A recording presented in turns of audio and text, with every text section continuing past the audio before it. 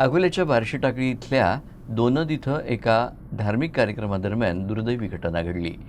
नदीत स्नान करण्यासाठी गेलेल्या 40 वर्षीय व्यक्तीचा पाण्यात बुडून मृत्यू झालाय। या घटनेमुळे परिसरात हळहळ व्यक्त होते आहे।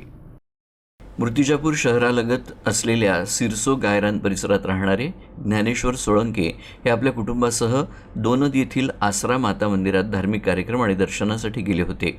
देवदर्शनापूर्वी काटेपूर्णा नदीत स्नान करण्यासाठी ते उतरले, मात्र पोहत असताना नदीच्या पाण्याच्या खोलीचा अंदाज न आल्यानं ते खोल पाण्यात गेले आणि बुडाले।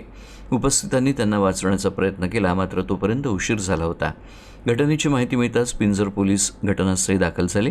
तसंच मानवसेवा, सामाजिक विकास कार्य आणि आपत्ती व्यवस्थापनाद्वारे संचालित संत गाडगेबाबा आपत्कालीन शोध आणि बचाव पथकानं तातडीनं शोधमोहीम राबवत ज्ञानेश्वर सोळंके यांचा मृतदेह नदीतून बाहेर काढला। या दुर्दैवी घटनेमुळे सोळंके कुटुंबावर दुःखाचा डोंगर कोसळला असून परिसरात शोककळा पसरली आहे। पिंजर पोलीस पुढील तपास करत आहेत।